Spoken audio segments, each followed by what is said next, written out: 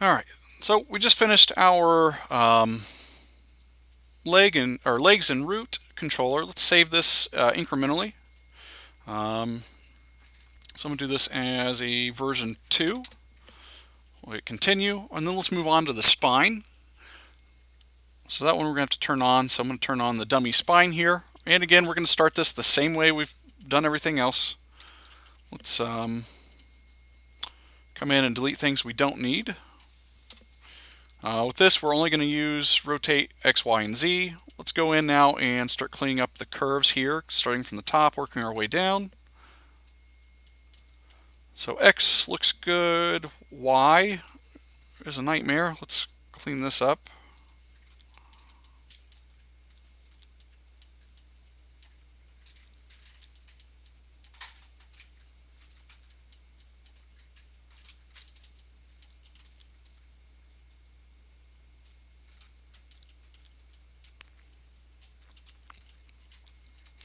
I might be able to get rid of some of these keys and have a similar curve. That should be good. Let's go to our rotate Z. And Z looks good on this one for the most part. I think it was just that one. Let's move to the next spine controller. And again, I'm going to immediately hop in and delete these. Let's go to the top.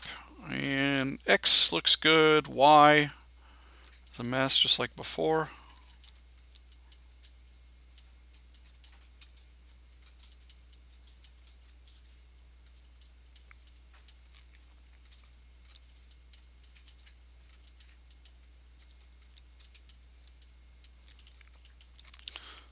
I'm going to delete these. I think we could get a similar curve without those. This one too.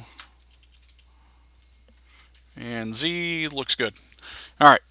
So our controllers are cleaned up. Now let's go through and start kind of fine tuning them. And again, sort of keeping in mind the things that we did with our walk cycle. So one thing I want to do is I want to build in the twist, the side to side motion, and that sort of thing. So let's start here with let's start with X. So that's going to be the backwards and forwards movement, isn't it? No, that's our twist. Okay, so this is our twist. With our spine, we're going to build in those sort of opposing actions again. So, if the left leg is leaning forward, the right chest needs to go forward. So we're going to go through and look for our contacts and build that in. So we've got a contact there on 20. I'm not sure how I missed that. So let's grab that key there on 20 and move that chest in.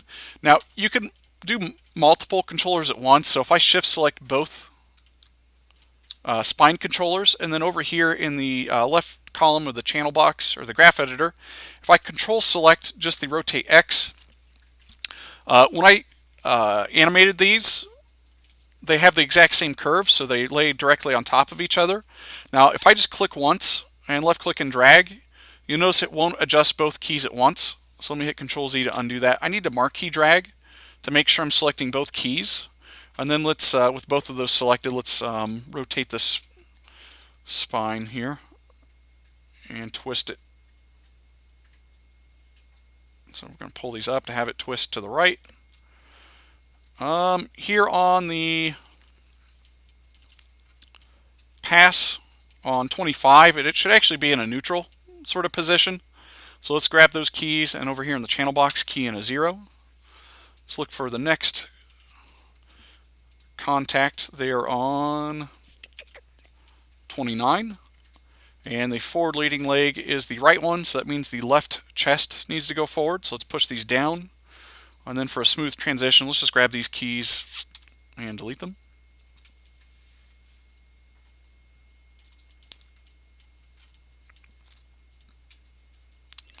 And that's good. So we've got a lot of hold in there where we need it. And now we're looking for that next contact, which is on 61. And so if that's the right leg, that means the left body needs to go forward. So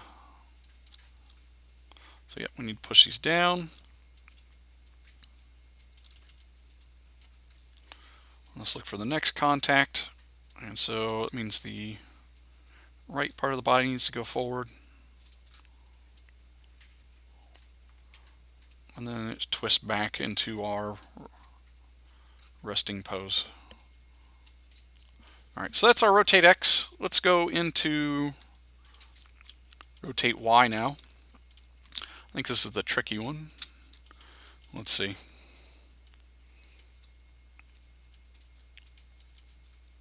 Yeah. So this is our backwards and forwards movement in the spine. And again, we want to treat this kind of similar to our walk cycle.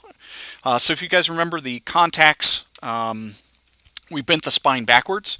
And then on the passes, we bent the spine forwards. Now we're going to be a little more subtle about it here than we were with the walk cycle because we don't want to deviate a lot from our original poses. So I'm going to come here to my first contact and I'm going to take these keys and we'll push them up just a hair. We'll look for the pass there on 25, and really I just need to make sure the keys here for 25 are lower than what we had on our contact there, and they already are, so that's probably good where it's at.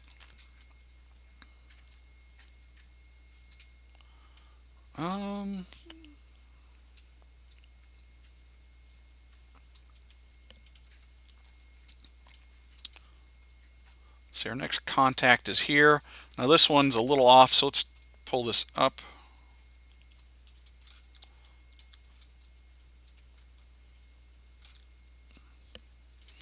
And then I need to smooth this curve out. It's getting out of hand.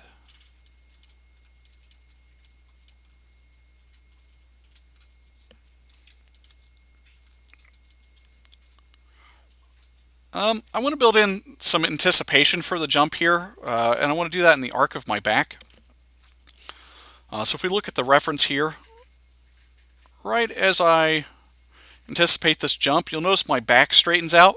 Now I'm going to use this as an opportunity to exaggerate this. So instead of having my back straight, I'm going to push it so that we have more of an arc going backwards. So there on frame 36, let's grab these keys and let's push them up. And then I might actually take these keys before and just delete them to get a smoother transition into that pose.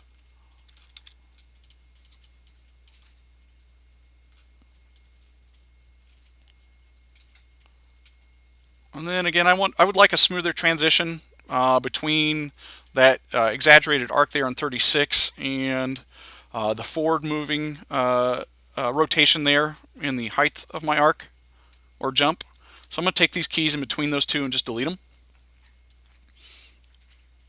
That should transition a little more naturally. Now if you wanted more hold, so if you want that arc in the back to hold for a little longer, we can grab these keys and break their tangents.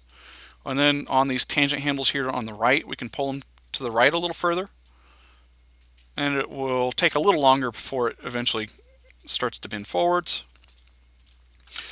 Again, just thinking about exaggeration and pushing our poses, I would really like to sell the weight of that impact. And it would be nice if my spine kept going forwards here through the recoil. So I think right there around frame 49. Let's see. Yeah, let's do 49. Let's take these keys here and let's just yank them down. Maybe not that far. And then I want a smoother transition into the back, going back up into a neutral state. So I'm going to take these keys on 53 and just get rid of them. I actually get rid of these as well.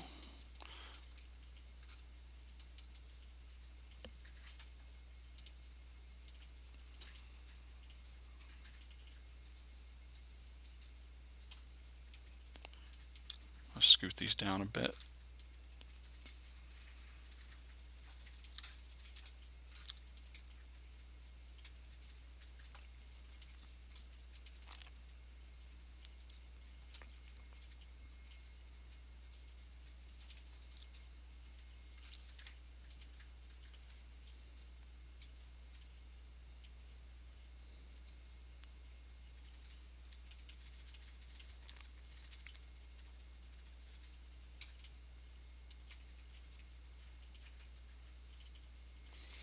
And we probably don't need these.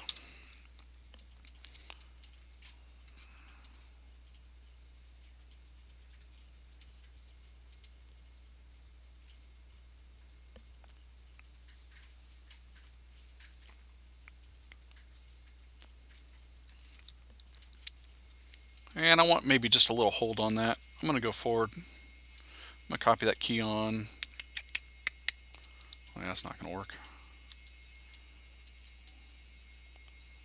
Let's just grab these and break them. And then I'm going to pull these off to the side a little bit to create a little more hold before we start to come back up. All right, so that's the spine. Oh, actually, we still need the side-to-side in Z. So this one's going to be the counterbalance of our weight as we make our passes. So let's fix our Z's now. And really, this should be neutral for all poses except for our passes. So let's check those. So it looks like we already built it in here on 25 for our first pass. Let me grab these and pull it up a little bit more. We can exaggerate that if we wanted, a little bit. And then we should go neutral immediately after into the next contact. Not really sure what I was doing here.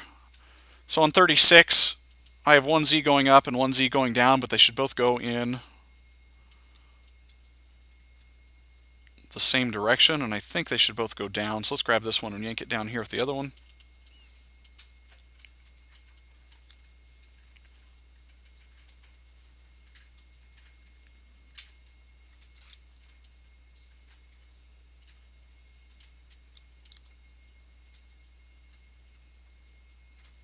Yeah. And then it should be neutral until we get to our next pass. So actually it should happen right there on 68. We want to favor that leg. So I think we're going to have to push these down. And then these should actually be neutral. I'm not really sure why they're not. So zero those out. And this one I might just reduce the exaggeration, but those should be on 82 another pass.